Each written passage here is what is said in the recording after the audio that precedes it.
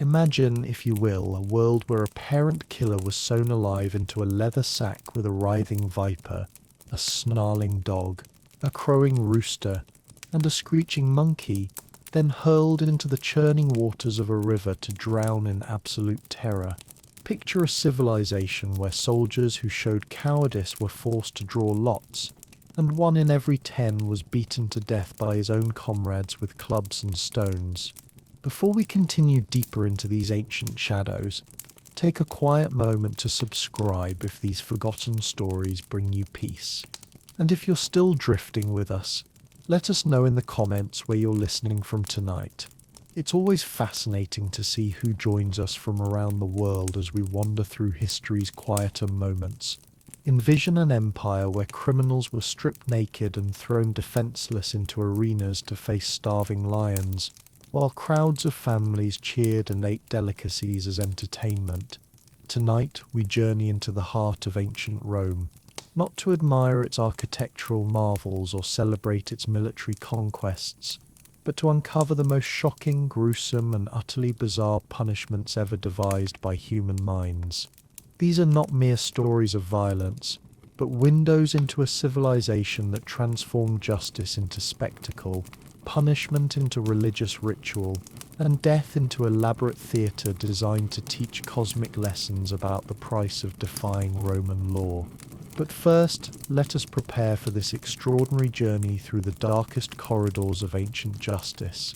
Find your most comfortable position, perhaps settled deep into your favorite chair or lying peacefully in your bed. Allow your body to sink into complete relaxation, feeling the soft support beneath you as you prepare to drift backward through the mists of time. Close your eyes now and take a slow, deep breath through your nose, filling your lungs completely with air. Hold it for just a moment, then exhale slowly through your mouth, releasing not only the breath but all the tensions and concerns of the modern world. With each breath, you find yourself becoming more relaxed, more open to the whispers of ancient history that call to you across the centuries.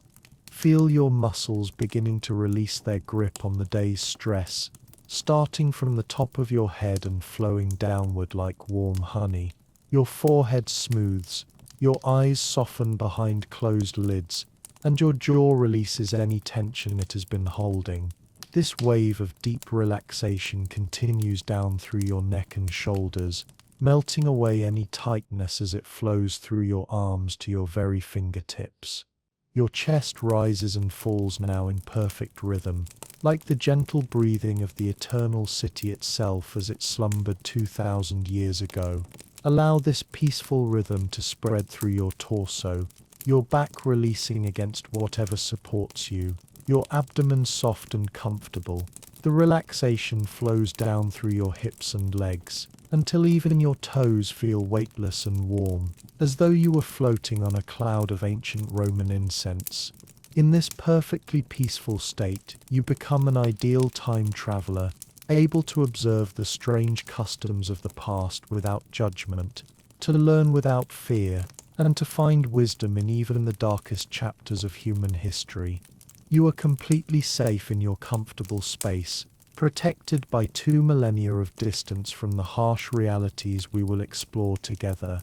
As you rest in this tranquil state, imagine that you can hear the distant sound of wind moving through cypress trees, carrying with it the faint echoes of voices from long ago. These are not frightening sounds, but gentle murmurs that speak of human stories waiting to be told, of mysteries that have rested quietly in dusty archives for countless centuries, of lessons that can teach us about the complexity and strangeness of our shared human nature. Picture yourself standing at the threshold of a vast historical library, its shelves lined with scrolls and codices that contain the records of Roman justice in all its brutal creativity. The air here is warm and peaceful, filled with the comforting scent of old parchment and cedar wood, while soft golden light filters through tall windows, making everything appear dreamlike and serene. Tonight, you will become a scholar of the impossible, learning about punishments so creative in their cruelty that they seem drawn from nightmares. Yet they were considered normal, even necessary, by one of history's most sophisticated civilizations. You will discover how the Romans transformed execution into religious ceremony, how they turned punishment into public entertainment, and how they created forms of justice so bizarre that they challenge every modern assumption about law and order.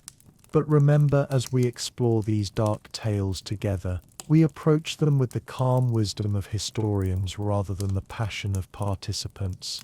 These stories belong to a distant past, told now in the spirit of education and understanding. Let them flow over you like gentle rain, fascinating and instructive, but never disturbing the deep peace that surrounds you in this safe, comfortable moment. Feel your breathing becoming even slower and more rhythmic, your body sinking deeper into relaxation with each exhale.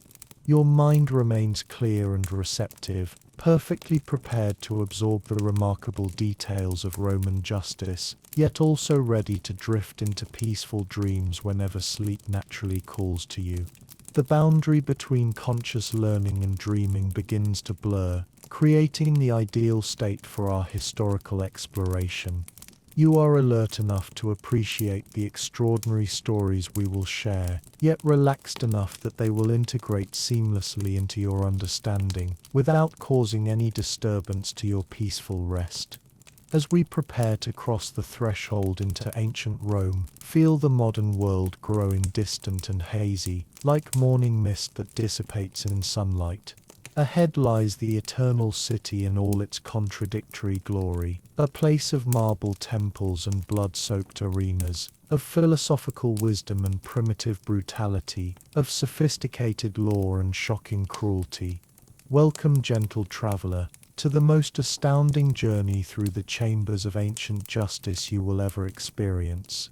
Tonight we discover not just how Romans punished their criminals, but how they transformed human suffering into cosmic drama, creating forms of justice so strange and terrible that they reveal the deepest truths about this remarkable civilization's understanding of crime, honor, family, and the divine order that they believed governed all existence. As your consciousness drifts deeper into this perfect state of relaxation, feel yourself being gently carried backward through the flowing currents of time itself.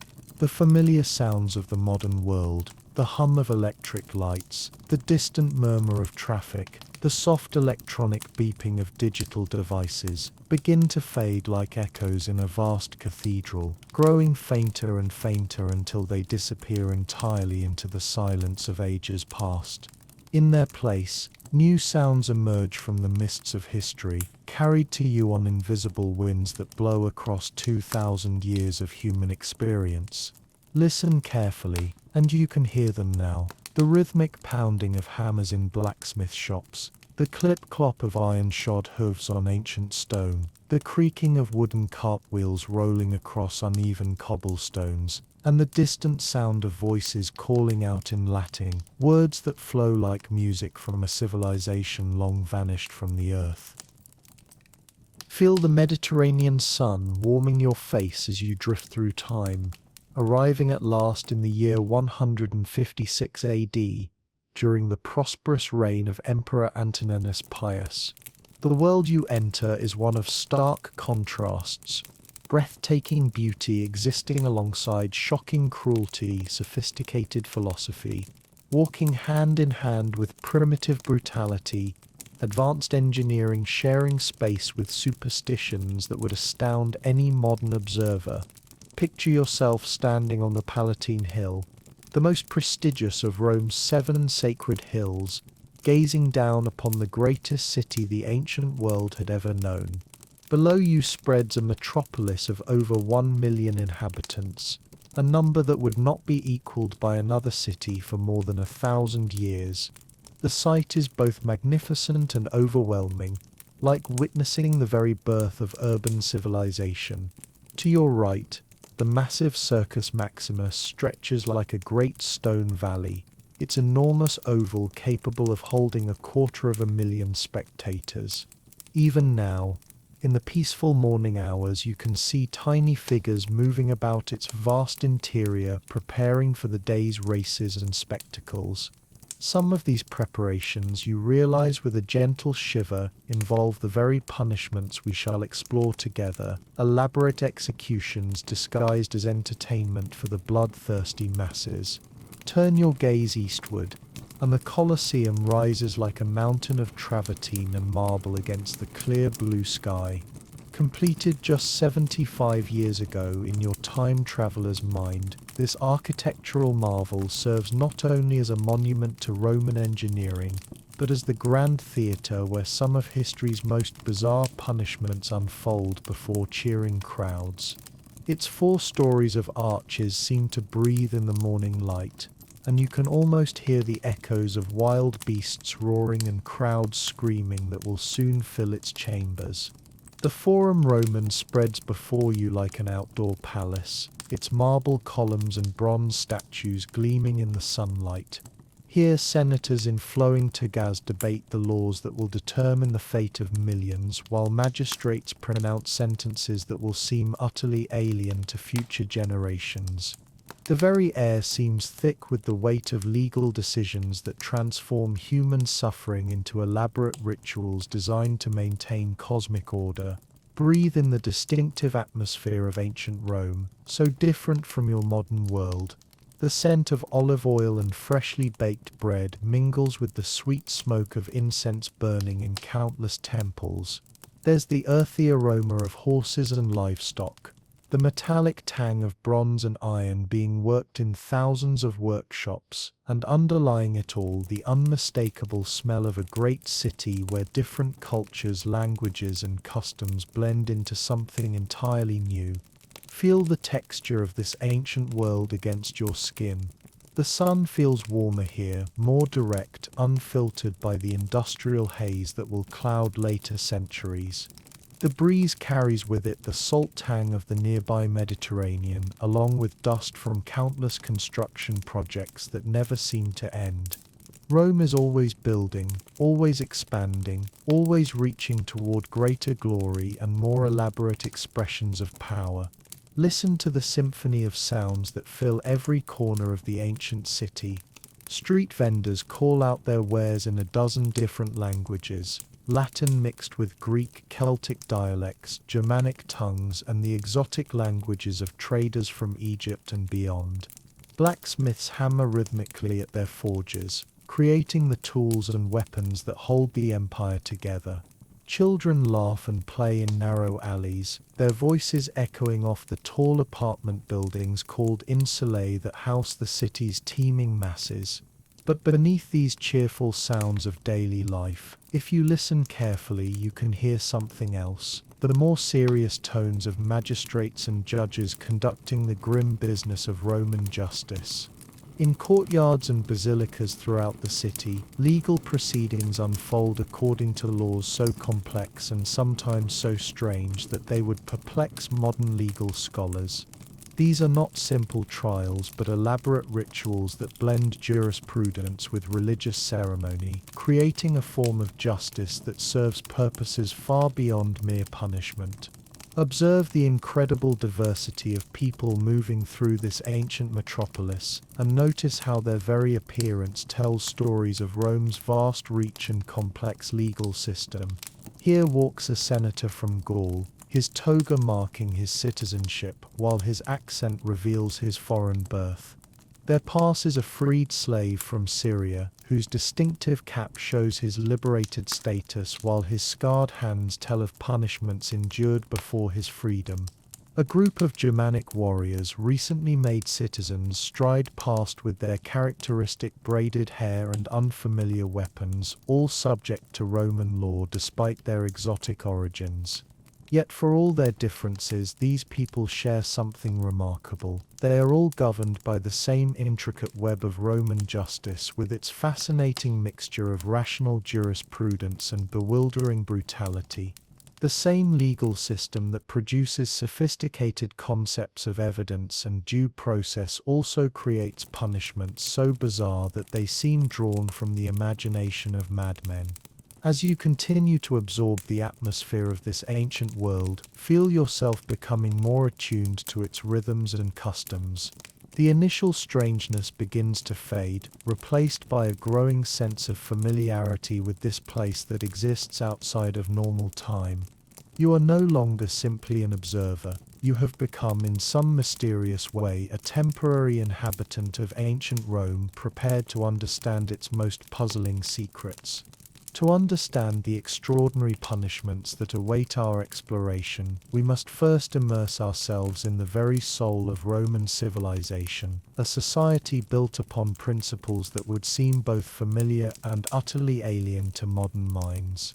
Allow your consciousness to drift deeper into the heart of this ancient world as we uncover the beliefs, values, and social structures that gave birth to some of history's most shocking forms of justice. At the foundation of Roman thinking lay a concept so fundamental that it shaped every aspect of their approach to crime and punishment: the notion that human society must mirror the divine order of the cosmos itself. Romans believed that their empire was not merely a political arrangement, but a sacred reflection of heaven's own hierarchy, with every citizen, slave, and foreigner occupying a precisely ordained position in the great chain of being that connected earth to the realm of the gods. Picture the Roman understanding of society as a vast pyramid, with each level carrying not only different privileges and responsibilities but also different relationships to the divine forces that governed all existence. At the apex sat the emperor, who was not simply a political ruler but a living bridge between mortal and immortal realms. His person was considered sacred, touched by divine essence, and any crime against his majesty was therefore an offense against the gods themselves, requiring punishments that addressed both earthly and cosmic dimensions of the violation. Below the emperor stretched the complex hierarchy of Roman social order, each level carefully defined and jealously guarded.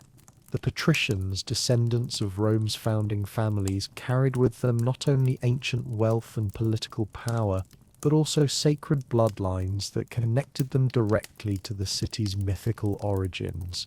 Their very existence was believed essential to Rome's divine favor, and laws protected their status with fierce determination backed by punishments that reflected the cosmic significance of patrician blood. The plebeians, though comprising the vast majority of Roman citizens, occupied their own intricate world of carefully graduated distinctions.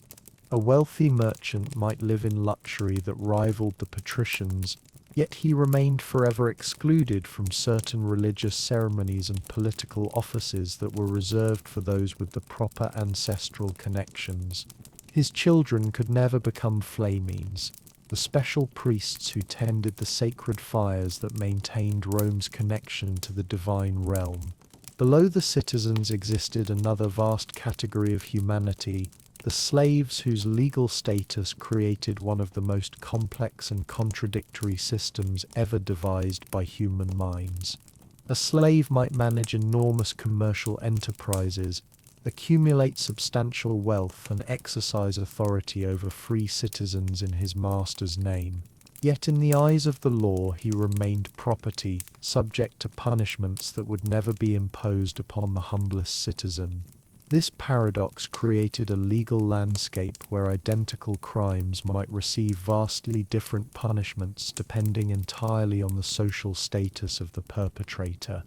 But Roman society was governed by more than social hierarchy. It was also shaped by an intricate web of religious obligations that influenced every moment of daily life.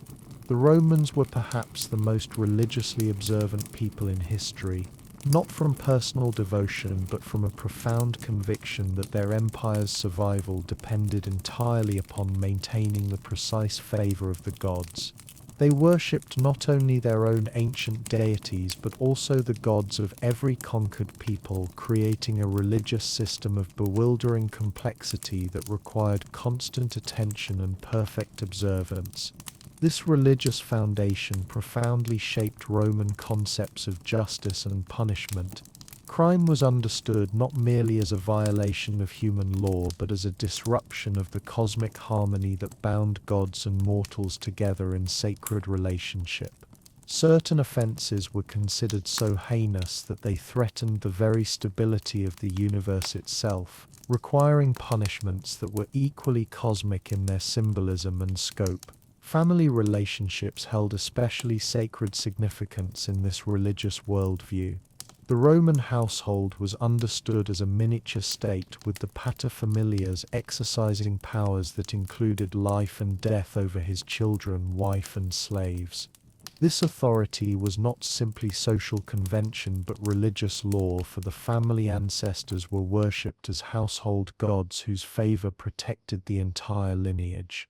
Any crime that disrupted family harmony was therefore both a social offense and a religious abomination, requiring extraordinary measures to restore the balance between earth and heaven. The concept of pietas, often translated as duty but encompassing far more than simple obligation, formed the cornerstone of Roman virtue and the foundation of their legal thinking. Pietas required not only obedience to parents and respect for elders, but also devotion to the gods, loyalty to the state, and careful attention to the intricate web of relationships that connected every individual to the cosmic order. Failure to demonstrate proper pietas was not merely disappointing but actively dangerous to the entire community, requiring intervention that would dramatically restore the proper relationships between human and divine realms.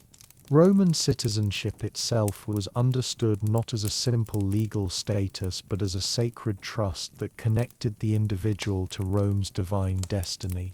Citizens possessed rights that were considered inviolable: the right to trial, the right to appeal, the right to face one's accusers, yet these same rights created expectations of behavior that went far beyond mere law-abiding conduct.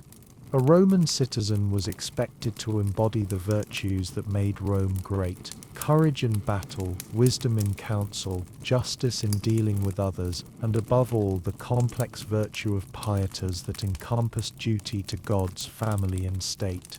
Perhaps most importantly for understanding Roman punishment, the Romans believed that justice should serve not only practical deterrence but also cosmic education. Every sentence pronounced by a magistrate was intended to teach a lesson to the entire community about the proper ordering of society and the divine principles that governed human behavior.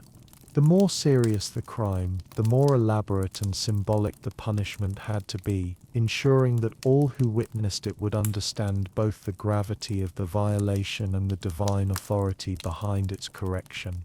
Now that you understand the foundations of Roman society, allow your mind to drift toward our first encounter with the most shocking punishment in the ancient world, a form of execution so bizarre, so symbolically complex, and so utterly terrifying that it defies comprehension by modern minds.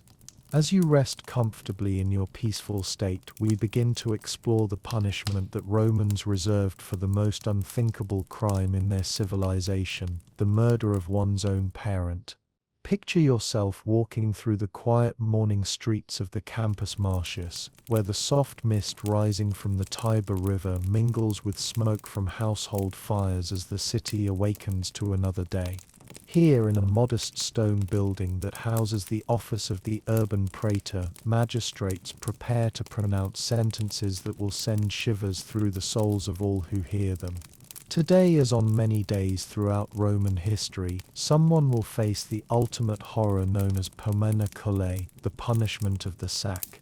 The crime that merited this extraordinary penalty was called parricidium, a word that originally meant the murder of any close family member but came to focus particularly on the killing of one's father or mother.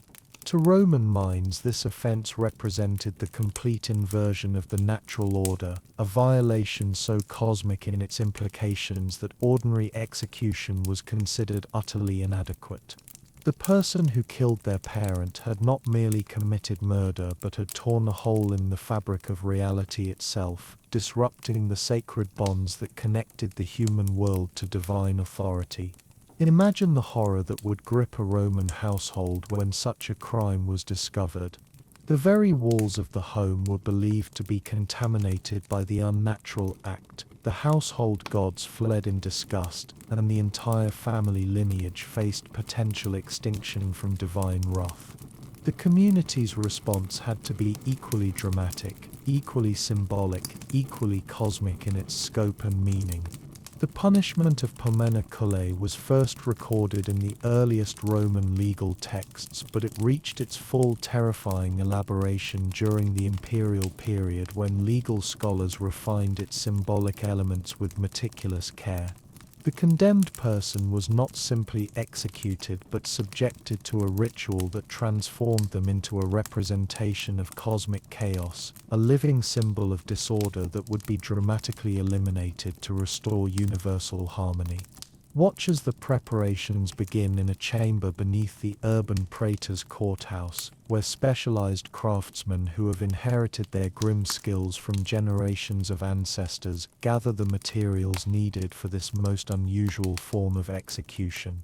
They work with quiet efficiency, their movements practiced and precise, creating an atmosphere of solemn ritual rather than simple brutality.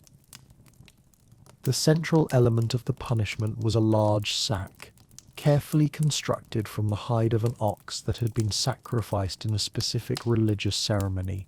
The leather was sewn with bronze needles using thread spun from the wool of rams that had never been used for breeding, creating a container that was both practically strong and symbolically pure.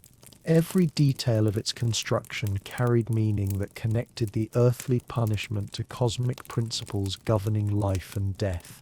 But the condemned person would not enter this sack alone. Roman legal scholars had determined that the symbolic power of the punishment required the presence of specific animals, each chosen for its representation of particular vices and its role in the cosmic drama of justice. A dog was selected to represent the betrayal of loyalty, for dogs were known as the most faithful of creatures, making their presence in the sack a powerful symbol of the trust that had been violated. A rooster was chosen to symbolize the herald of dawn and natural order, its presence representing the cosmic cycles that the crime had disrupted. Most terrifying of all was the inclusion of a viper, its venomous nature representing the poison that the criminal had introduced into the natural harmony of family relationships. The serpent's presence transformed the sack into a miniature underworld where the condemned would experience the chaos and terror that their crime had unleashed upon the cosmos. Some legal texts also specified the inclusion of a monkey, chosen for its disturbing resemblance to human form, representing the mockery of natural family bonds that the crime embodied. The assembly of these creatures required its own elaborate ritual, with priests offering prayers and sacrifices to ensure that their deaths would serve the cosmic purpose of the punishment. Each animal was selected according to strict criteria. The dog had to be one that had shown exceptional loyalty to its master. The rooster had to be one whose crowing had faithfully announced the dawn, and the viper had to be captured alive from wild places untouched by human cultivation. Consider the psychological impact of this punishment on both the condemned and the community that witnessed it. The criminal faced not simply death but a form of execution that promised terror beyond imagination, trapped in darkness with venomous and frenzied creatures, feeling their bites and claws while slowly drowning in river water. The symbolism was deliberately chosen to represent the chaos and unnaturalness of their crime, creating a punishment that matched the cosmic significance of their violation. For the community witnessing the preparation and execution of pomena cullae served as a powerful reminder of the sacred nature of family relationships and the terrible consequences that awaited those who violated the fundamental bonds that held society together. The elaborate ritual reinforced every Roman's understanding of their place in the cosmic order and their obligations to maintain the harmony between human and divine realms that sustained their civilization. Allow your mind to drift deeper into this ancient world as we witness the final terrifying stages of this most extraordinary punishment. Picture yourself standing among the crowd that has gathered along the banks of the Tiber River on a grey morning in late autumn, when the mist hangs low over the water and the air carries the chill promise of winter. Here on the sacred ground where Rome's mythical founders were once saved by divine intervention, the ultimate expression of Roman justice is about to unfold. The condemned man, Marcus Flavius Brutulus, walks between two lictors toward the river's edge, his hands bound with ropes that have been blessed by priests and his head covered with a cloth that bears symbols of death and purification. He was once a respected merchant whose warehouse stood near the Forum Boarium, but 3 months ago he was convicted of poisoning his elderly father to claim his inheritance early, a crime so shocking that even hardened Roman citizens whispered about it in horrified tones. Watch as the urban praetor, Gaius Cornelius Severus, raises his bronze staff to command silence from the gathering crowd. His voice carries clearly across the water as he recites the ancient formula that has accompanied this punishment for centuries. By the authority of the Senate and people of Rome, and in accordance with the will of the gods who govern justice, let this violator of nature's most sacred bonds be removed from the sight of men and delivered to the realm of chaos he has chosen. The leather sack awaits on a wooden platform that has been constructed according to specifications preserved in sacred legal texts. The ox hide gleams darkly in the morning light, its bronze fittings reflecting the torches that burn at each corner of the platform despite the daylight hour. The flames serve not merely for illumination but as offerings to the underworld deities who must receive the condemned soul, their smoke rising straight upward in the still air like prayers ascending to divine judgment. Observe the careful ritual as each of the symbolic animals is placed into the sack by priests wearing masks that represent the faces of ancient gods. The dog, a faithful mastiff that had served a senator's household with unwavering loyalty, whimpers softly as it is lowered into the leather container.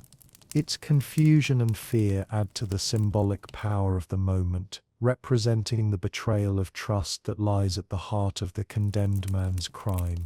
The rooster follows, its bright red comb and glossy feathers a stark contrast to the dark interior of the sack. This bird had faithfully announced each dawn at a temple of Apollo for 3 years, its voice helping to maintain the cosmic rhythm that connects earthly time to divine eternity. Now its presence in the sack represents the disruption of natural order that the crime has caused, its future silence symbolizing the chaos that follows when sacred bonds are broken. Most chilling of all is the moment when the viper is introduced to this grotesque menagerie. The snake, captured from the hills outside Rome where wild things live untouched by human civilization, writhes with primitive fury as the priest's gloved hands lower it into the sack. Its venomous nature embodies the poison that the criminal introduced into his family relationships, while its serpentine form recalls the ancient myths of chaos and destruction that threaten the ordered world. The crowd falls completely silent as Marcus Flavius Brutulus is forced to approach the sack that will become his tomb. His legs tremble with terror as he realizes the full horror of his fate, not simply death, but death in company with creatures that will bite and claw him in their own terror. Death by drowning while trapped in absolute darkness with the sounds and smells of panicked animals filling his final moments. The actual placement of the condemned into the sack requires precise choreography that has been perfected over generations. Priests position his body carefully, ensuring that he will survive long enough to experience the full symbolic weight of his punishment while the animals remain alive and active around him. Bronze weights are sewn into the sack's corners to ensure it will sink quickly once thrown into the river, preventing any possibility of rescue or escape.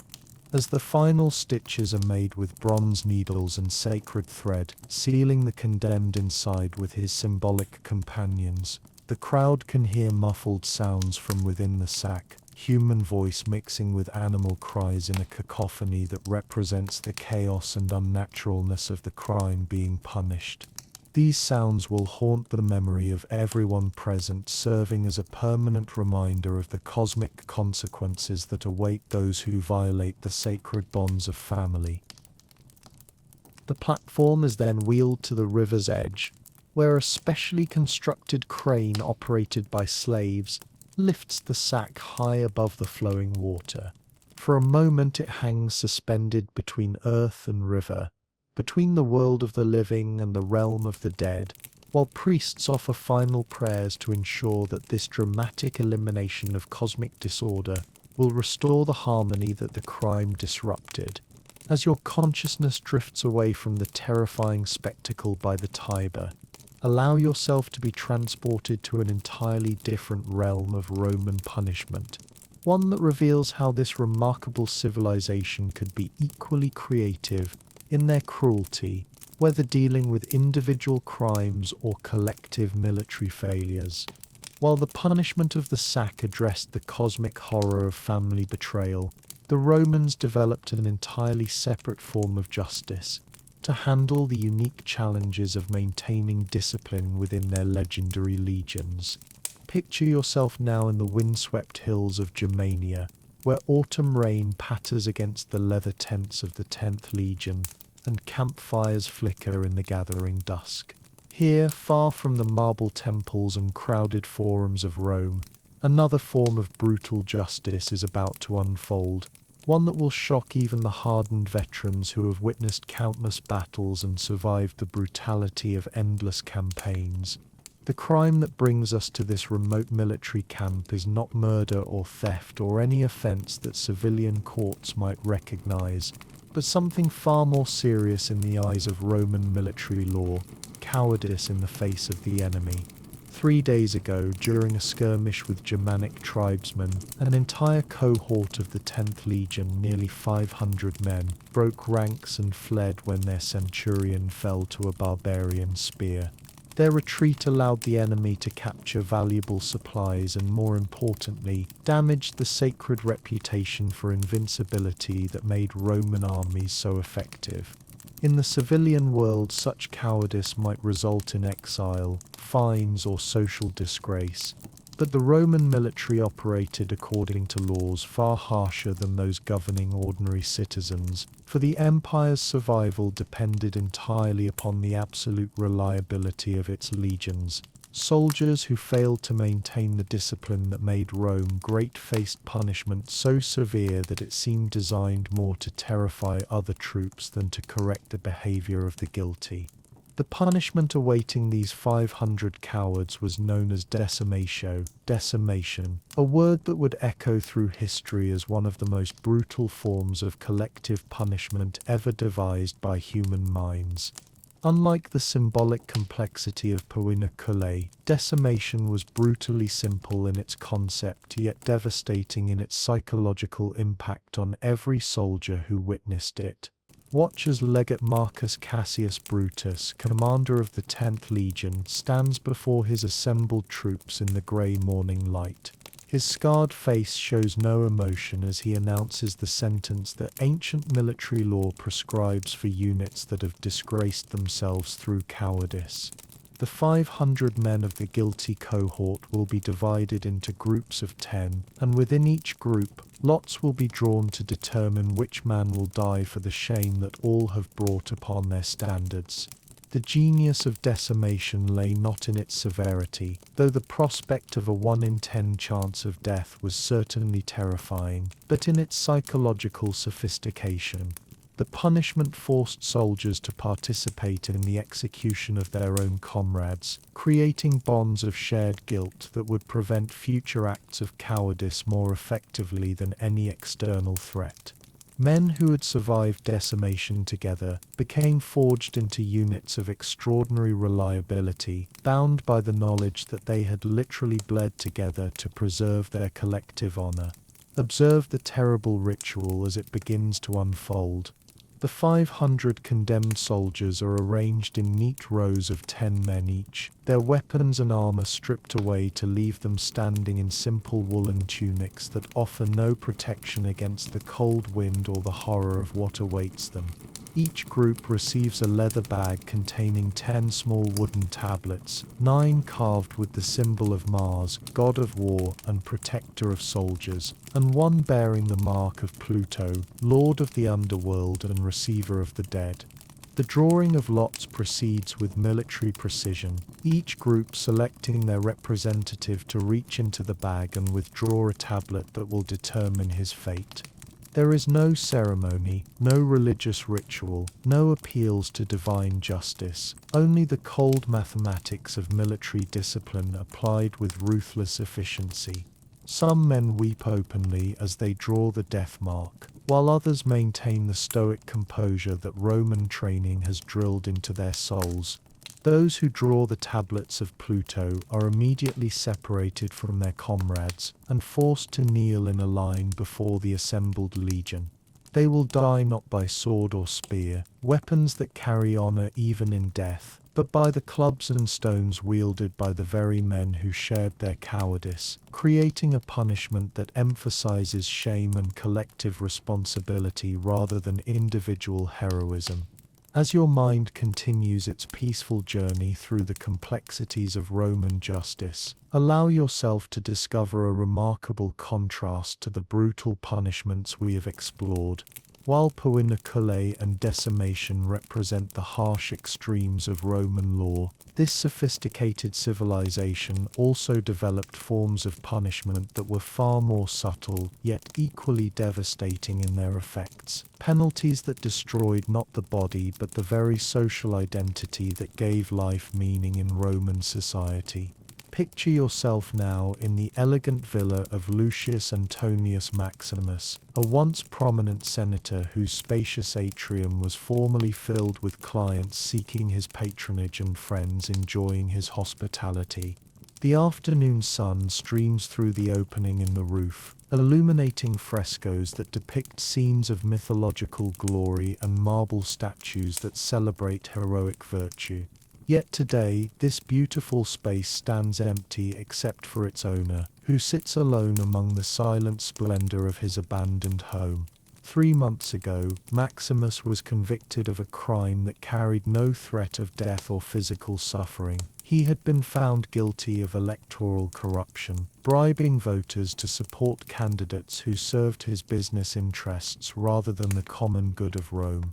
In many civilizations, such an offense might result in fines or brief imprisonment, but Roman law prescribed a punishment far more devastating than any physical torment: the sentence of infamia perpetua, or permanent disgrace.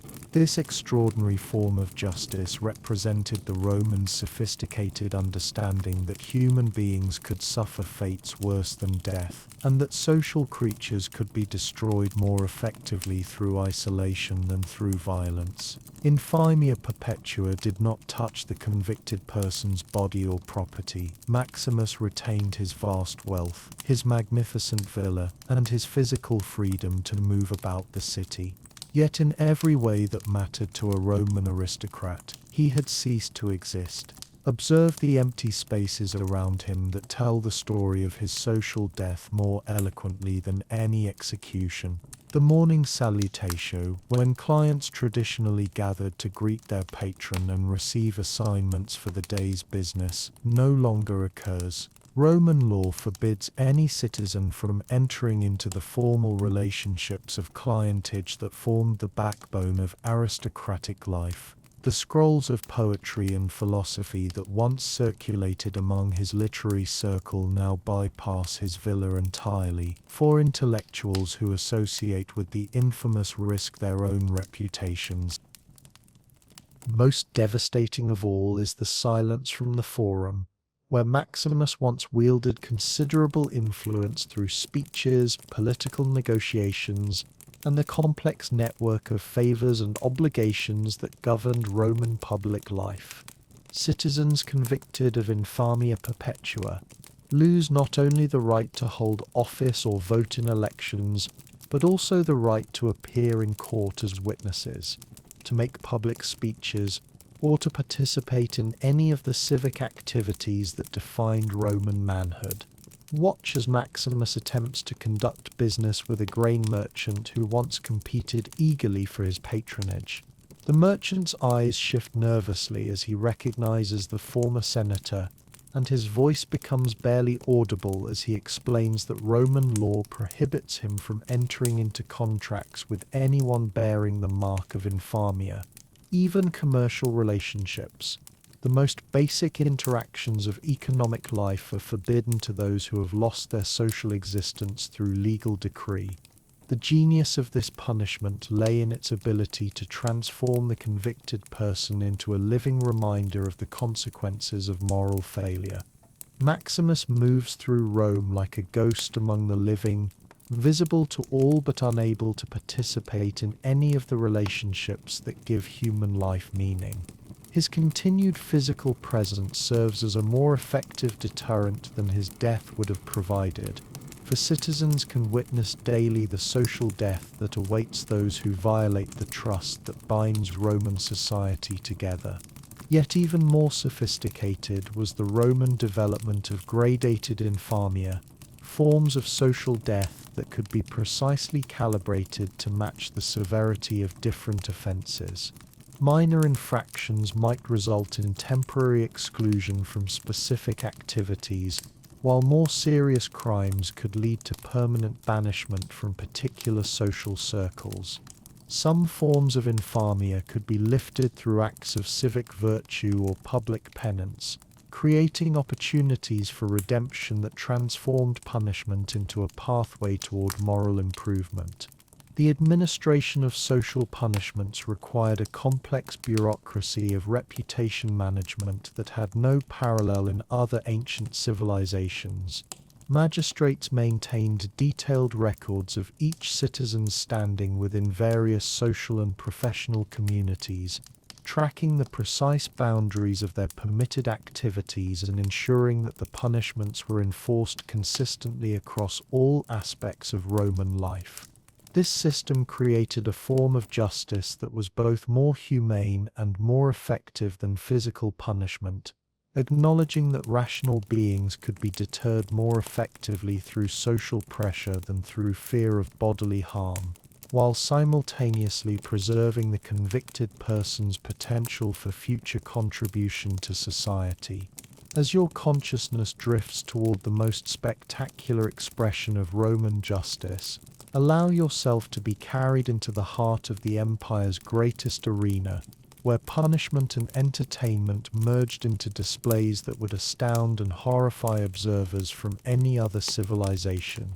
Here, in the shadow of the Colosseum's towering walls, we discover how the Romans transformed criminal execution into elaborate theatrical productions that served purposes far beyond simple retribution. Picture yourself climbing the marble steps of the Amphitheatrum Flavium on a warm morning in late spring, when the Mediterranean sun casts sharp shadows through the arena's countless arches and the air buzzes with anticipation from the 50,000 spectators making their way to their seats. Today marks the beginning of a week-long festival celebrating the emperor's recent victory in Dacia, and the games will feature the most elaborate executions ever staged in the Eternal City. The crowds ascending to the arena represent every level of Roman society, from senators in their purple-striped togas to slaves who have been granted permission to attend as reward for faithful service. Yet, despite their different social stations, all share the same eager anticipation for the spectacles that await elaborate punishments disguised as mythological dramas that will provide both entertainment and moral instruction in a single magnificent display. As you settle into your seat among the marble tiers, observe the remarkable transformation that has occurred on the arena floor below. Skilled artisans have spent weeks creating an artificial landscape that recreates the mythological realm where gods and mortals interact in stories of crime and cosmic justice. Living trees rise from concealed planters, creating forests where condemned criminals will soon participate in dramatic reenactments of legendary tales. Streams of real water flow through carefully constructed channels, providing both realistic scenery and practical mechanisms for the elaborate executions that will unfold. Watch as the first group of condemned enters the arena, men and women who have been sentenced to damnatio ad bestias mythologicas, a uniquely Roman form of execution that transforms criminal punishment into educational theatre. These are not random victims but carefully selected individuals whose crimes mirror the mythological characters they will be forced to portray, creating performances that provide moral commentary on the nature of their transgressions. A woman convicted of poisoning her husband has been cast as Medea, the sorceress who murdered her own children in revenge against an unfaithful spouse. She stands in an elaborate chariot surrounded by stage children, actually young slaves who will escape unharmed, while she faces the specially trained bulls that represent divine vengeance pursuing her across the arena floor. The audience appreciates the poetic justice of this casting, recognizing in her fate a cosmic lesson about the consequences of domestic betrayal. Nearby, a group of slaves who attempted to murder their master will reenact the story of the Titans' rebellion against Zeus. They have been dressed in magnificent costumes that transform them into mythological giants, complete with armor crafted by the Empire's finest metal workers and weapons that are beautiful to behold yet useless for actual combat. Their performance will demonstrate the futility of challenging legitimate authority while providing spectators with a thrilling display of courage and artistry. The most elaborate production involves a notorious bandit who terrorized the roads outside Rome, robbing travelers and desecrating temples in his quest for wealth. He has been chosen to portray Prometheus, the titan who stole fire from the gods and was punished with eternal torment. Chains of real bronze bind him to an artificial mountain that rises from the arena floor, while mechanical devices controlled by hidden operators will simulate the eagle that devours his liver in endless repetition. Between these mythological executions, the crowd enjoys simpler entertainments that demonstrate Rome's mastery over both human enemies and the natural world. Gladiators engage in carefully choreographed combat that celebrates skill and courage, while beast hunts display exotic animals from the farthest reaches of the empire. Yet even these seemingly straightforward spectacles carry deeper meanings, reinforcing Roman ideology about civilization's triumph over barbarism and order's victory over chaos. The genius of these arena spectacles lay in their transformation of brutal punishment into comprehensive civic education. Citizens learned about the consequences of various crimes while enjoying elaborate entertainments that rivaled the greatest theatrical productions of the age. They witnessed demonstrations of Roman power and wealth while participating in communal celebrations that reinforced their shared values and collective identity. Most importantly, the arena provided a space where the entire social hierarchy of Rome gathered to participate in rituals that strengthened the bonds holding their civilization together. Emperors, senators, merchants, craftsmen, and slaves all shared the same experiences, creating memories that reinforced their understanding of Roman greatness and their individual roles within the cosmic order that sustained their empire. As the shadows lengthen across the arena floor and the afternoon sun begins its gentle descent toward the western hills, allow your mind to drift away from these intense spectacles of ancient justice. Feel yourself rising above the marble seats and stone corridors, floating peacefully on invisible currents that carry you away from the crowds and noise, toward the quieter districts of the eternal city where evening brings tranquility and reflection. Picture yourself now walking along the peaceful gardens of the Palatine Hill, where cypress trees cast long shadows across manicured lawns and the soft sound of fountains mingles with the distant cooing of doves. Here, far from the dramatic punishments and elaborate spectacles we have explored together, you can find a gentler perspective on Roman life, one that reminds you of the full complexity of this remarkable civilization. Notice how the golden light of late afternoon transforms everything it touches, softening the harsh edges of marble monuments and casting a warm glow over the red-tiled roofs of the city below. The air carries peaceful scents that speak of ordinary Roman life, the aroma of bread baking in neighborhood ovens, the perfume of roses blooming in villa courtyards, and the clean smell of olive oil and fresh herbs from family kitchens preparing the evening meal.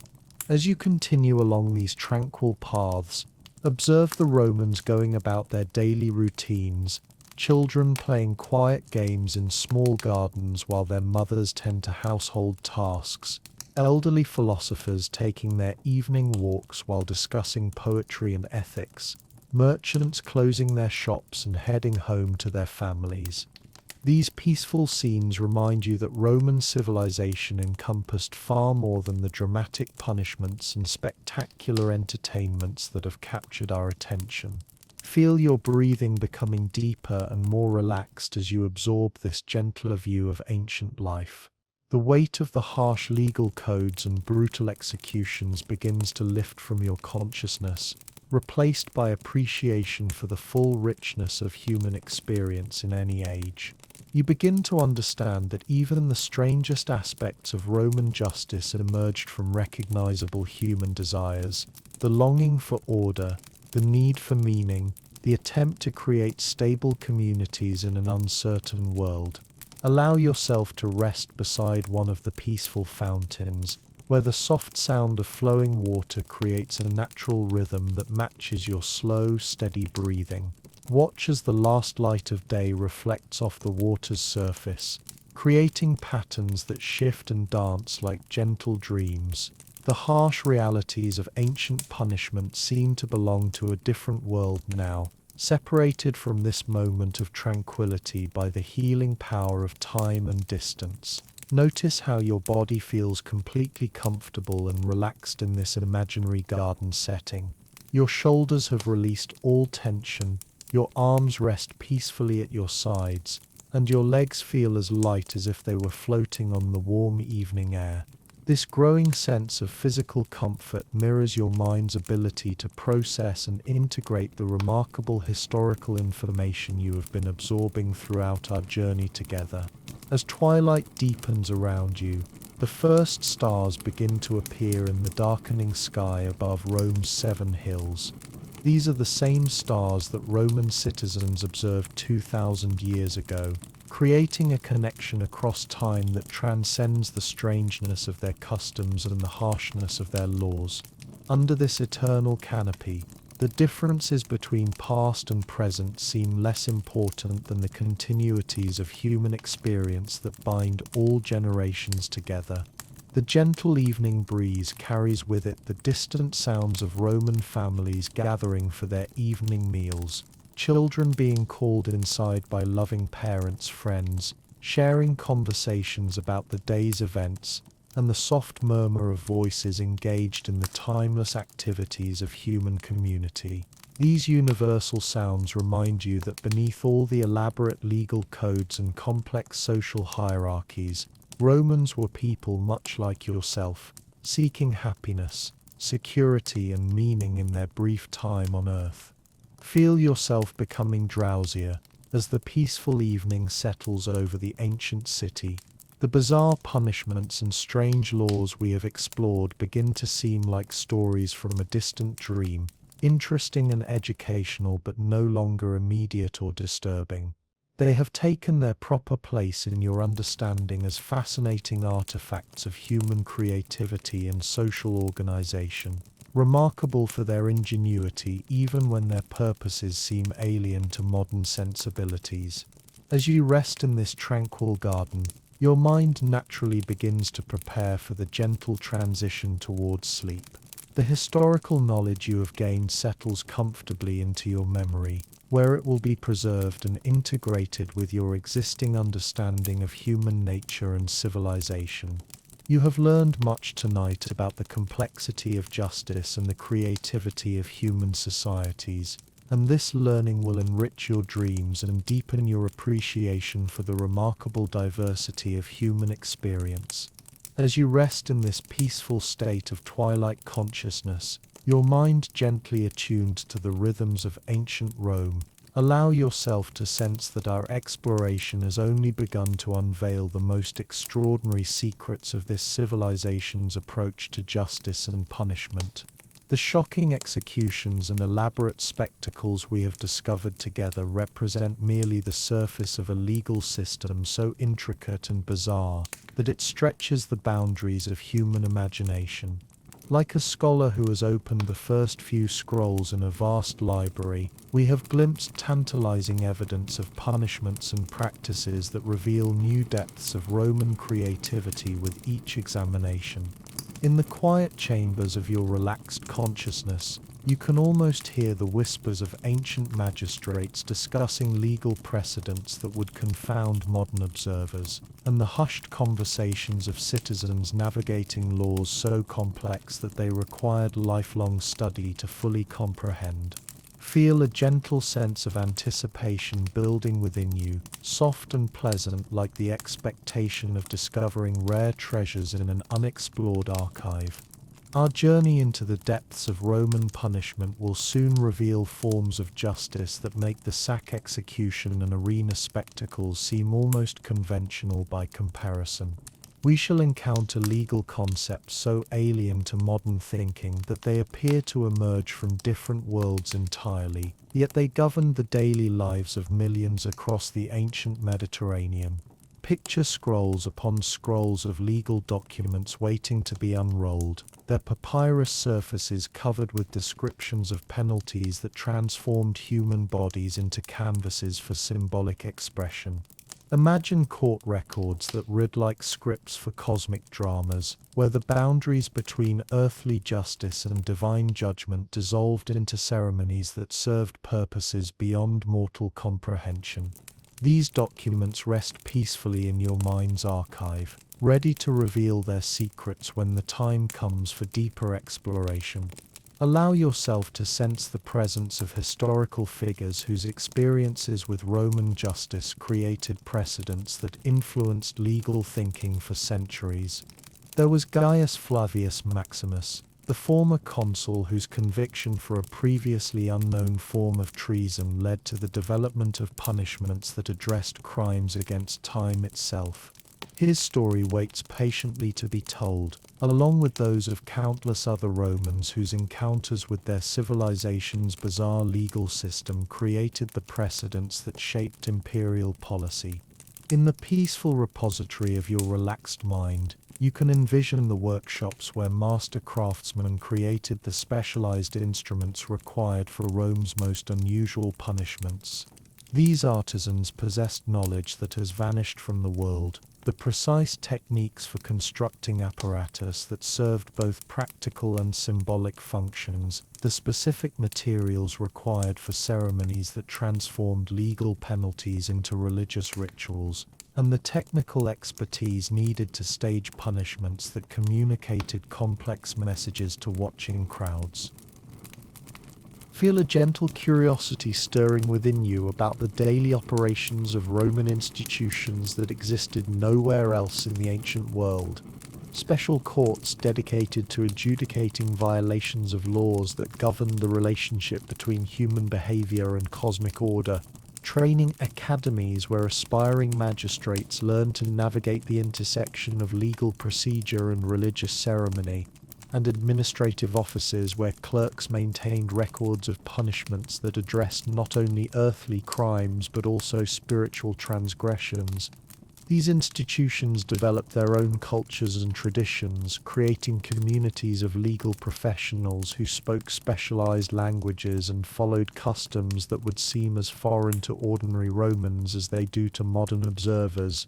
Their stories rest quietly in your consciousness, waiting for the moment when our historical journey carries us deeper into the labyrinthine world of Roman jurisprudence. As the last light fades from the evening sky above ancient Rome and the eternal stars begin their nightly dance across the heavens, allow yourself to rest in the comfortable knowledge that much more awaits discovery. The peaceful state you have achieved provides the perfect foundation for absorbing the even more remarkable revelations that lie ahead in our exploration. Your mind has been gently prepared by our initial discoveries to encounter concepts and practices that would otherwise seem too strange to believe. The sack punishment has introduced you to Roman symbolic thinking. The arena spectacles have demonstrated their genius for transforming justice into theatre, and the social punishments have revealed their sophisticated understanding of human psychology. Now you are ready to discover how these various elements combined into systems of justice so comprehensive and so bizarre that they represent perhaps the most creative approaches to legal thinking in human history. The Romans developed not merely punishments but entire philosophies of correction that addressed every aspect of human existence, creating legal instruments that served simultaneously as practical deterrents, religious ceremonies, and profound statements about the nature of cosmic order. Rest now in this peaceful interlude, knowing that when our journey resumes you will be transported into chambers of Roman justice where ordinary boundaries dissolved into practices that challenged every assumption about the proper relationship between crime and punishment, between individual responsibility and universal harmony, between human law and divine will. Allow your consciousness to drift back into the heart of ancient Rome, where the morning mist rises gently from the Tiber and the marble temples catch the first rays of dawn light. As you return to this familiar yet ever fascinating world, you discover that your deeper understanding now reveals layers of meaning that were invisible during our initial exploration. The same punishments we encountered before now unfold with richer significance, like ancient scrolls whose true contents become apparent only upon careful re-examination. Picture yourself once again by the banks of the sacred river, but this time observe the intricate religious preparations that precede the execution of Pena Colle. The ceremony begins not with the condemned criminal but with elaborate rituals performed at dawn in the Temple of Vesta, where the sacred fire that protects Rome burns eternal and bright. Here the Pontifex Maximus offers prayers and sacrifices to ensure that the coming execution will restore cosmic harmony rather than merely eliminate a troublesome individual.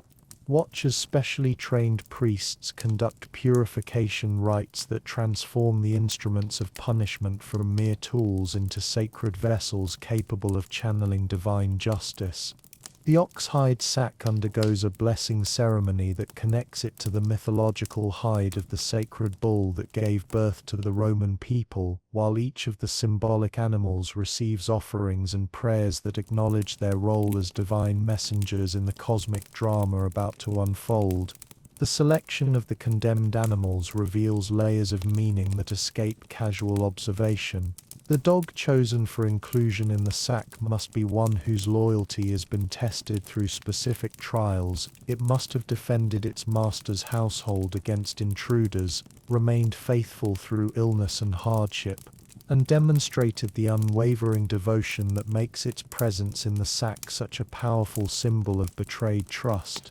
Temple records document the genealogy and training of these sacred animals, ensuring that their symbolic power remains pure and untainted. Even more remarkable is the process by which the viper is selected and prepared for its role in the execution. Professional snake hunters trained in techniques passed down through generations of specialized families venture into the wild hills surrounding Rome to capture serpents according to precise religious specifications. The chosen viper must be one that has never tasted human blood, has never been confined by human hands, and has lived its entire existence in the wild state that represents pure chaos untouched by civilization's ordering influence. Return your attention to the military punishment of decimation and notice how it too reveals additional complexity upon closer examination.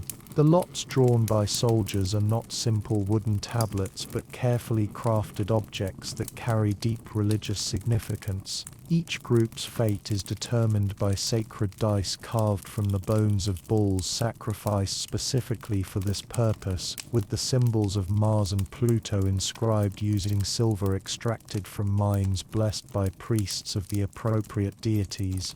The clubs used to execute the condemned soldiers are not random weapons but specially constructed instruments created according to ancient specifications preserved in military religious texts. They must be carved from oak trees that have been struck by lightning, a sign of divine attention, and shaped by blacksmiths who have undergone purification rituals that connect their work to the cosmic forces governing military discipline. The weight, balance, and length of these weapons are precisely calculated to ensure that death occurs neither too quickly nor too slowly, creating a ritualized execution that serves symbolic as well as practical purposes. Observe how the condemned soldiers prepare for their fate through rituals that transform their deaths from mere punishment into religious sacrifice. They undergo purification ceremonies that cleanse them of the cowardice that contaminated their souls, receive final blessings from military chaplains who ensure their spirits will find honorable rest despite the shame of their earthly failure, and participate in prayers that connect their individual sacrifices to the greater good of the legion's spiritual health. The surviving soldiers who carry out the executions also participate in elaborate rituals designed to protect them from the spiritual contamination that might result from killing their comrades. They receive protective amulets blessed by priests of Mars, undergo purification ceremonies both before and after the executions, and participate in group rituals that bind them together in sacred brotherhood forged through shared participation in necessary but terrible duty. Most remarkably, the decimation ceremony includes provisions for honoring the executed soldiers even as it punishes them. Their names are inscribed on bronze tablets that acknowledge their service to Rome despite their final failure. Their personal effects are distributed according to military religious law rather than confiscated as punishment, and their families receive the same death benefits provided to soldiers who fall honorably in battle. This complex approach to punishment demonstrates the Roman understanding that justice must address spiritual as well as practical considerations, creating penalties that restore cosmic order rather than simply eliminate troublesome individuals. As your understanding deepens and your consciousness drifts further into the mysteries of Roman justice, allow yourself to discover an entirely new realm of punishments that reveal the true breadth of this civilization's creative approach to legal correction. Beyond the sack executions and military decimations we have explored, the Romans developed an astonishing catalogue of specialized penalties that addressed every conceivable form of human transgression with remarkable ingenuity and symbolic sophistication. Picture yourself now in the underground archive of judicial precedents, a vast chamber beneath the Basilica Julia, where thousands of scrolls document the strangest court cases and most unusual sentences in Roman history. Here, in the flickering light of oil lamps tended by scholarly scribes, you can examine records of punishments so bizarre that they seem drawn from the imagination of fevered dreamers, yet they were soberly administered by some of Rome's most respected magistrates. Discover first the punishment known as damnatio ad metallum, condemnation to the mines, a sentence that transformed human beings into living tools for extracting the wealth that sustained the empire. Those condemned to this fate were transported to the remotest corners of Roman territory, where they descended into underground chambers that became their tombs long before death actually claimed them.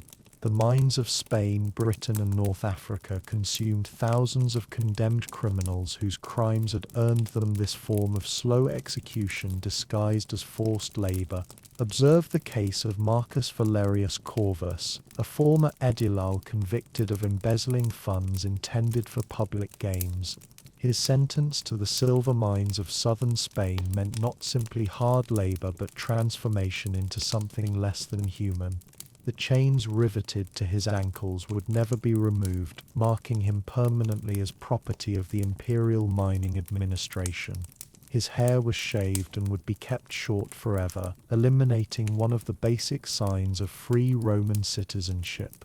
Most symbolically, his name was erased from all public records, creating a form of civil death that preceded his inevitable physical demise in the tunnels beneath the earth.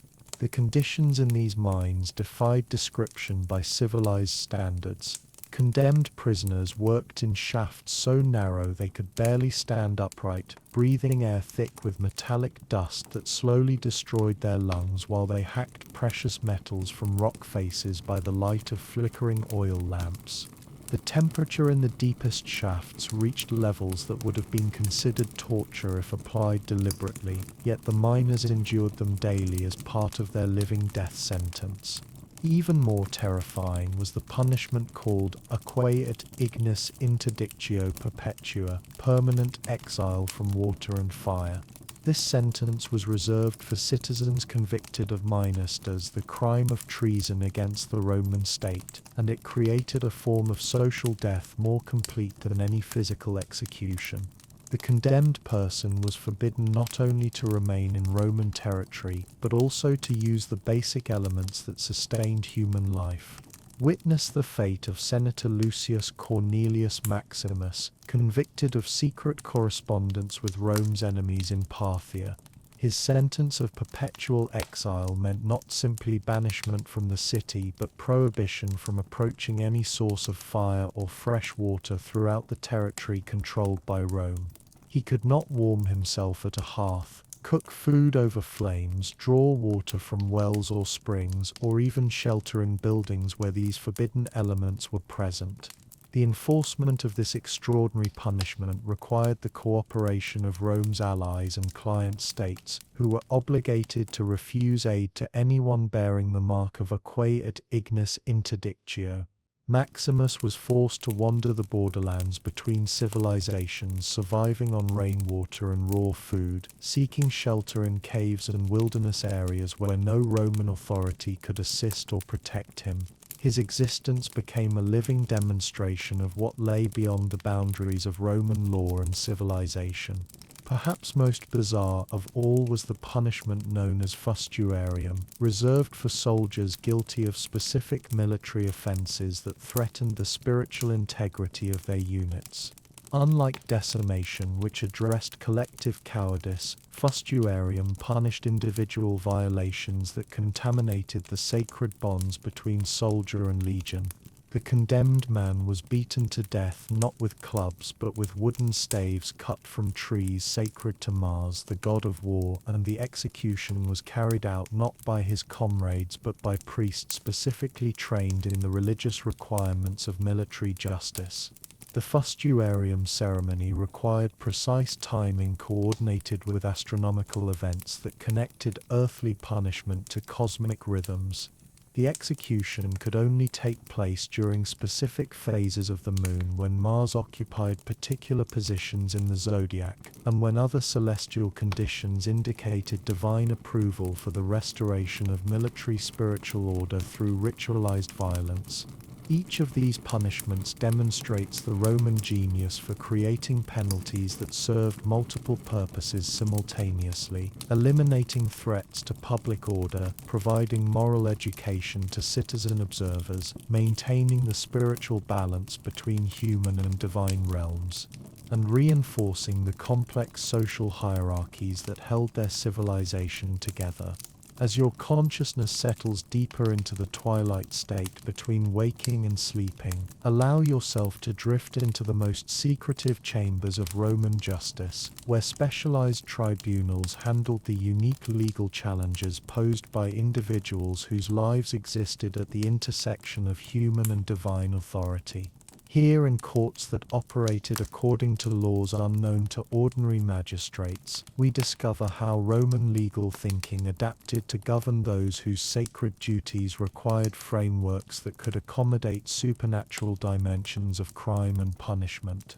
Picture yourself descending into the underground halls of the Collegium Pontificum, the sacred college of priests that served as Rome's highest religious authority and also functioned as a specialized court for crimes that threatened the spiritual foundations of the empire. These marble chambers, lit by the eternal flames that connect earthly justice to divine will, have witnessed trials and punishments that would challenge every assumption about the boundaries between religious ceremony and legal procedure.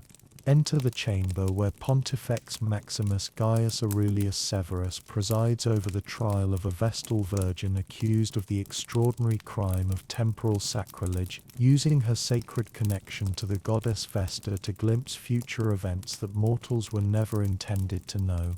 The priestess Claudia Maxima stands before him in her white robes, accused of revealing to wealthy patricians the precise dates of their deaths, knowledge she claims to have received during sacred rituals that connect her to eternal time itself. The complexity of this case illustrates the unique challenges faced by the religious courts. Traditional Roman law provides no precedent for punishing someone whose crime consists entirely of possessing knowledge that should remain hidden in the realm of the gods. The judges must determine whether Claudia's prophecies constitute genuine divine revelation, dangerous fraud, or something far more troubling, unauthorized communion with supernatural forces that threatens the empire's spiritual security. Observe the elaborate procedures developed to investigate such otherworldly crimes.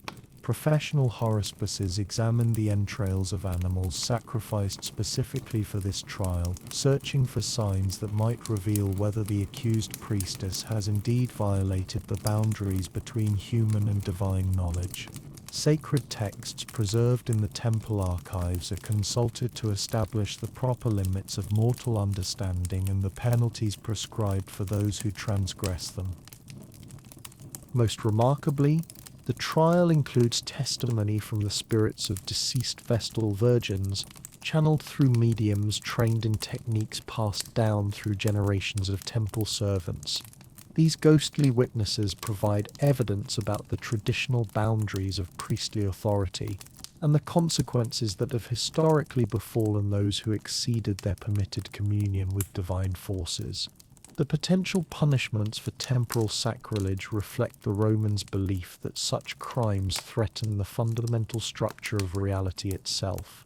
Lesser violations might result in spiritual exile, banishment to remote temples where the convicted person could serve the gods without endangering the capital's metaphysical equilibrium. More serious cases could lead to temporal severing, a punishment that involved elaborate rituals designed to disconnect the offender from normal time, leaving them conscious only of present moments without the ability to perceive past or future. Move now to another chamber where military religious tribunals address violations unique to Rome's professional warrior class. Here, Tribunus Militum Marcus Cassius Brutus investigates the case of centurion Gaius Flavius Maximus, accused of the remarkable crime of spiritual cowardice, displaying fear not of living enemies but of the ghosts of soldiers he failed to save in previous battles. This supernatural affliction, unknown to civilian courts, requires specialized legal interpretation because it involves otherworldly elements that affect military performance. The military's approach to such cases demonstrates their sophisticated understanding of the psychological and spiritual dimensions of combat service. Professional exorcists employed by the legions examine the accused centurion to determine whether his condition results from genuine supernatural persecution by angry spirits or from mental disturbance that could be treated through medical intervention. The distinction proves crucial because supernatural persecution requires religious remedies while psychological problems can be addressed through existing military discipline procedures. Military punishments for spiritual crimes often involve elaborate purification rituals designed to restore the metaphysical balance necessary for effective combat service. Soldiers suffering from ghost persecution might be assigned to special units dedicated to honoring the war dead, where their supernatural affliction becomes an asset rather than a liability.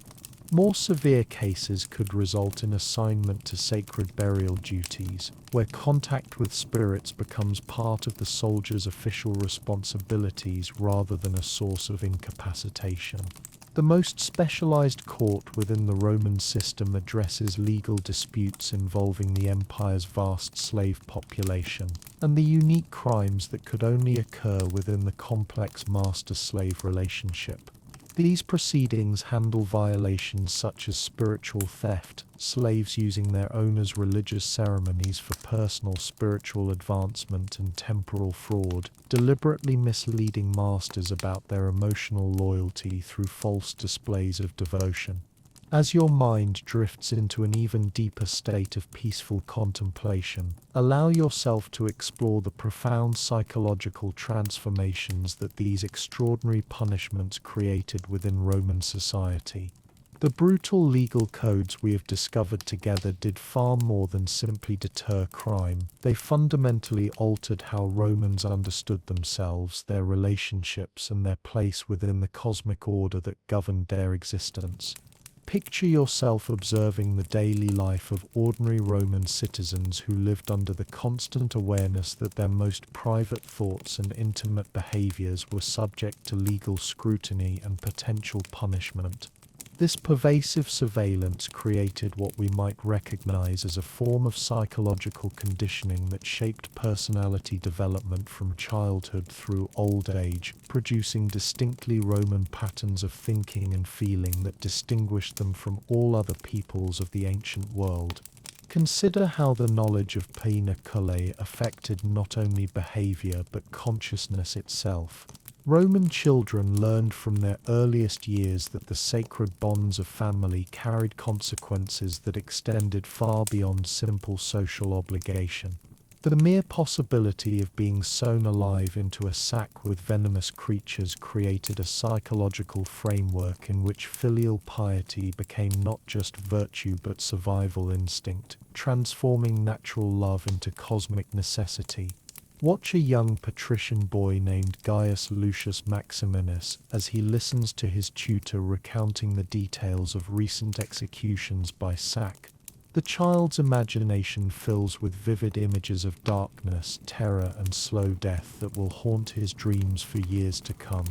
Yet rather than traumatizing him, these stories serve their intended purpose. They create an automatic psychological response that makes violence against parents literally unthinkable, programming his developing mind to experience such thoughts as dangerous aberrations that threaten his very existence. The military punishments created an even more complex form of psychological conditioning among Rome's professional soldiers. Men who had witnessed decimation developed what modern observers might recognize as a form of collective trauma bonding that made betrayal of comrades psychologically impossible. Veterans who had participated in executing their fellow soldiers carried within their minds permanent reminders of the price of cowardice, creating units bound together by shared experience of necessary brutality. Observe how this conditioning manifests in Marcus Antonius Corvus, a centurion who survived decimation as a young recruit 20 years ago. His nervous system has been permanently altered by the memory of beating his tentmate to death with a sacred club, creating automatic responses that ensure perfect loyalty to his current comrades.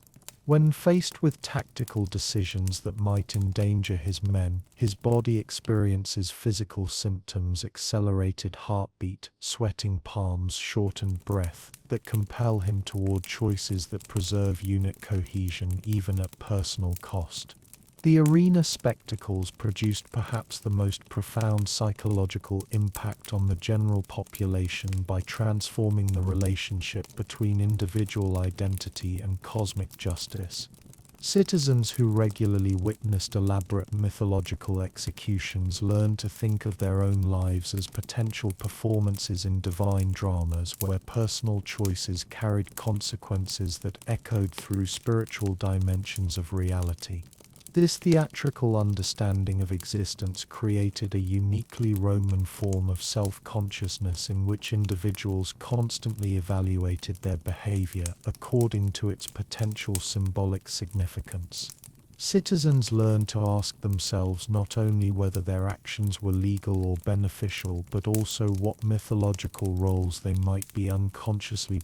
Most significantly, the entire system of Roman punishment created what historians call imperial psychological architecture, a distinctive mental framework that enabled citizens to navigate extraordinary social complexity while maintaining the illusion of personal autonomy. Romans learned to experience elaborate external control as individual choice, complex legal requirements as natural preferences, and state surveillance as protective guidance. This psychological adaptation allowed the empire to maintain order across vast distances and diverse populations without requiring massive military enforcement. Citizens policed themselves more effectively than any external force could have managed, not because they feared punishment, but because the legal system had become so thoroughly integrated into their consciousness that compliance felt like authentic self-expression rather than submission to foreign authority. As you rest in this deeply peaceful state, your consciousness gently floating between the ancient world and the realm of dreams, allow yourself to perceive the profound philosophical foundations that gave birth to these extraordinary expressions of Roman justice. The bizarre punishments and intricate legal codes we have explored together emerge from a worldview so different from modern thinking that understanding it requires a fundamental shift in how we conceive the relationship between individual freedom, cosmic order, and the very nature of reality itself. At the heart of Roman legal philosophy lay the revolutionary concept of ius cosmicum, cosmic law, which held that human justice must perfectly mirror the divine principles governing the entire universe. Romans believed that earthly punishments served not merely to correct individual behavior, but to maintain the delicate balance between mortal and immortal realms that sustained all existence. This cosmic perspective transformed every legal proceeding into a sacred ritual that connected human choices to the fundamental forces shaping reality throughout eternity. Picture yourself in the private study of Marcus Aurelius Philosophicus, the empire's most respected legal theorist, as he contemplates a manuscript that attempts to explain the deeper purposes behind Rome's most shocking punishments. By the light of an oil lamp that casts dancing shadows across scrolls of Stoic philosophy and astronomical calculations, he writes words that reveal the profound spiritual dimensions underlying seemingly brutal practices. When we seal a parent killer in leather darkness with creatures of chaos, his stylus records, we do not merely execute a criminal, but restore the proper relationship between order and disorder, light and shadow, civilization and wilderness. The condemned becomes a willing sacrifice to cosmic harmony, his terror and death serving to repair the tears his crime created in the fabric of reality itself. This understanding of punishment as cosmic restoration helps explain many practices that would otherwise seem gratuitously cruel. The elaborate symbolism of Pinnacle was not decorative but functional. Each animal, each ritual element, each moment of terror served specific purposes in rebalancing universal forces that the crime had disrupted. The dog represented loyalty betrayed. The viper embodied the poison of unnatural hatred, and the sack itself symbolized the womb that had been violated by the criminal's monstrous ingratitude. Consider how this cosmic perspective shaped Roman understanding of individual responsibility. Citizens were not merely accountable for their personal actions but for their roles in maintaining the divine order that protected the empire from supernatural destruction. Every crime rippled outward through spiritual dimensions, potentially affecting harvests, military victories, plague outbreaks, and other manifestations of divine favor or disfavor that determined Rome's fate. The military punishments reflected this same cosmic understanding applied to the sacred bonds that held fighting units together. Decimation was not simply harsh discipline but religious purification that cleansed legions of spiritual contamination before it could spread to threaten Rome's military effectiveness. The soldiers who died served as sacrifices that restored the supernatural connections between Mars, the god of war, and the mortal warriors who fought in his name. This theological dimension of punishment explains why Roman legal procedures included so many religious elements that seem strange to modern observers. Magistrates were not merely judges but priests who channeled divine authority into earthly justice. Court proceedings were not simply trials but ceremonies that invoked supernatural powers to guide human decisions toward outcomes that served cosmic purposes beyond mortal comprehension. The arena spectacles represented the ultimate expression of Roman legal theology, elaborate dramas that transformed criminal execution into public education about the relationship between human behavior and divine will. Citizens learned not only about the consequences of specific crimes but also about their own places in the grand cosmic hierarchy that connected earthly society to celestial order.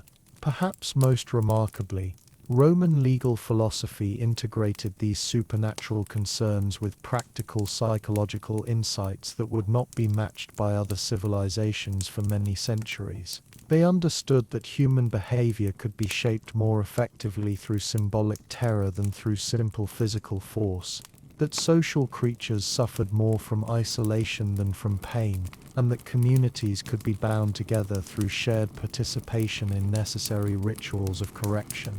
The Romans recognized that effective law must address not only external behavior but also internal psychological processes that drove human choice. Their punishments were designed to create lasting changes in consciousness that would prevent future crimes more effectively than fear of detection and punishment.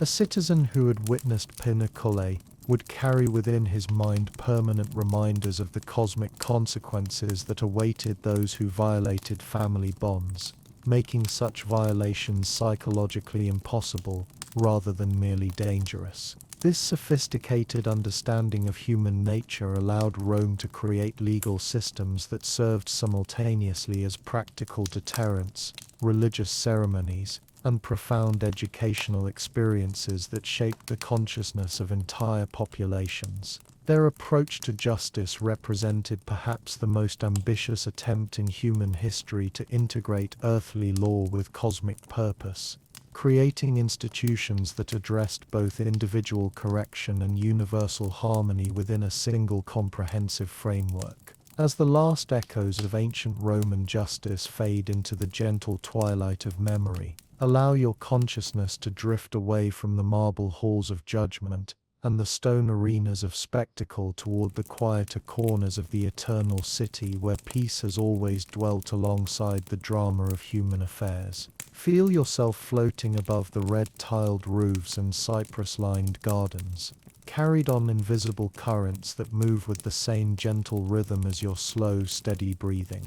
Picture yourself descending softly into the tranquil gardens of a Roman villa as evening approaches, where the harsh realities of law and punishment seem to belong to a different world entirely.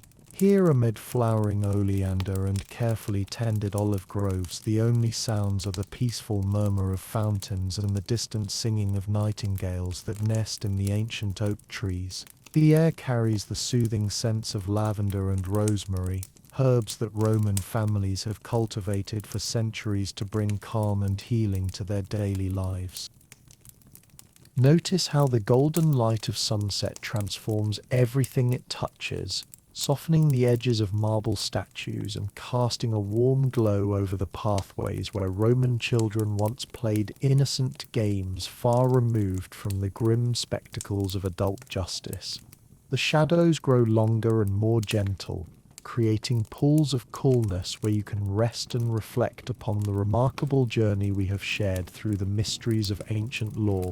As you walk along these peaceful garden paths, observe the evidence of ordinary Roman life that speaks to the full humanity of this remarkable civilization.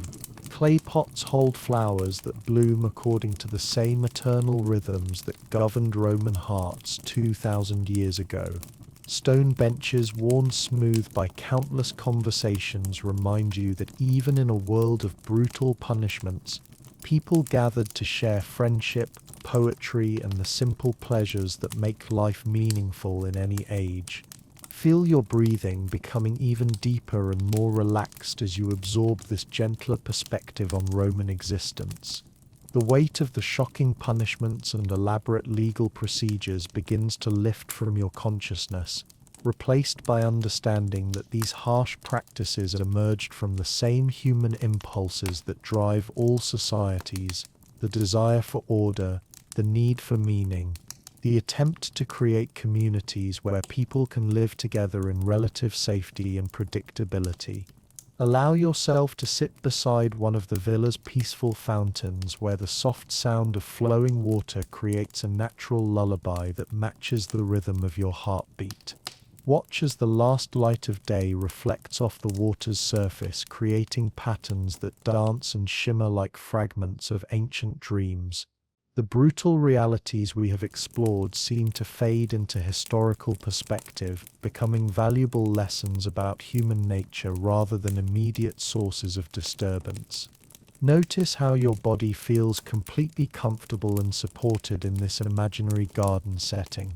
Your shoulders have released all tension, melting into complete relaxation as if you were resting on clouds of warm air. Your arms lie peacefully at your sides, your hands soft and open, while your legs feel so light they might be floating on gentle evening breezes. This growing sense of physical comfort reflects your mind's successful processing of the complex historical information you have absorbed. As the first stars appear in the darkening sky above Rome's 7 hills, you can appreciate the eternal connection that binds all human generations together beneath the same celestial canopy. The constellations that guided ancient Roman navigation shine with the same light that illuminates our modern world, reminding you that beneath all the strange customs and harsh laws, Romans shared the same fundamental hopes and fears that motivate people in every age. The evening breeze carries with it the distant sounds of families gathering for their meals, parents calling children home, friends sharing stories of the day's events, and the gentle murmur of conversations that celebrate the bonds of human community. These universal sounds remind you that even the most sophisticated legal systems and elaborate punishments were ultimately attempts to protect and preserve the simple human relationships that give life its deepest meaning. Feel yourself becoming drowsier as the peaceful evening settles over the ancient city like a soft blanket woven from starlight and memory. The bizarre punishments and complex legal codes we have explored together begin to take their proper place in your understanding, fascinating examples of human creativity and social organization that reveal both the potential and the limitations of our species' eternal quest for justice and order. Your mind naturally prepares for the gentle transition into sleep, knowing that the historical knowledge you have gained will settle comfortably into your memory, where it will enrich your dreams and deepen your appreciation for the remarkable complexity of human civilization across the ages. As the deep tranquility of Roman twilight embraces you completely, and the last whispers of ancient voices fade into the peaceful silence of eternity, allow yourself to rest in the profound satisfaction that comes from having journeyed through one of history's most extraordinary chapters of human experience. You have walked the marble halls where magistrates pronounced sentences that defied imagination, witnessed punishments that revealed the deepest truths about Roman civilization, and discovered how this remarkable people transformed justice into cosmic drama that connected earthly law to divine will. Feel yourself sinking deeper into the soft embrace of complete relaxation as the villa garden around you grows quiet and still. The fountains continue their gentle murmuring, but even these peaceful sounds seem to come from a great distance now, like echoes from a dream within a dream. The night air carries the faint perfume of jasmine flowers that bloom only in darkness, their sweet fragrance creating a natural incense that soothes your spirit and calms your mind. Tonight you have learned about punishments so bizarre they seem drawn from nightmare, yet you approach them with the calm wisdom of a scholar, understanding them as windows into a civilization that was both magnificent and terrible, sophisticated and brutal, rational and mystical. The sack executions with their symbolic animals, the military decimations with their terrible mathematics of death, the arena spectacles with their theatrical transformations of crime into cosmic drama, all these have taken their proper place in your understanding as remarkable expressions of human creativity in the eternal quest for justice and order. As you prepare to surrender completely to the peaceful realm of sleep, allow these ancient stories to transform themselves into gentle dreams that will carry you through the night on wings of historical wonder. The harsh realities we explored together have served their educational purpose and can now fade into the background of memory, becoming treasures of knowledge that will enrich your understanding without disturbing your rest.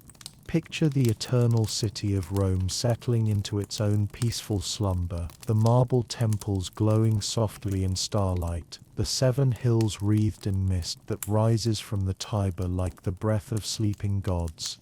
In this ancient place where so much human drama unfolded, a deep tranquility now reigns, as if the passage of 2 millennia has finally brought healing to all the violence and restored harmony to all the conflicts that once raged through its streets. Let yourself become part of this eternal peace, your breathing synchronized with the gentle rhythms that have governed Roman nights for countless centuries. Your heartbeat slows to match the pace of ancient time, your consciousness drifts into the timeless realm where all human stories eventually find their rest, and your body settles into the perfect comfort that comes from complete surrender to sleep's healing embrace. The remarkable journey we have shared together is complete, but its lessons will remain with you always, woven into your dreams and integrated into your understanding of the beautiful, terrible, and endlessly fascinating complexity of human nature. Rest now, gentle traveler, knowing that you have witnessed some of history's most extraordinary secrets and emerged with both knowledge and peace.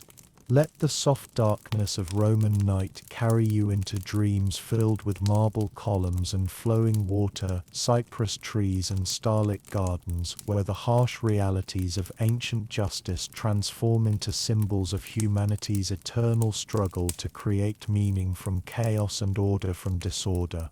Sleep deeply, sleep peacefully, and wake tomorrow with the enriched understanding that comes from having touched the very heart of one of history's most remarkable civilizations. Good night, and may your dreams be filled with the gentle wisdom of ages past. Still awake? If you found yourself drawn into tonight's mysteries, we've got more secrets waiting in the shadows. Just click to uncover what lies ahead. And hey, hit that subscribe button and turn on notifications so these late night revelations find their way to you whenever we unveil the next chapter.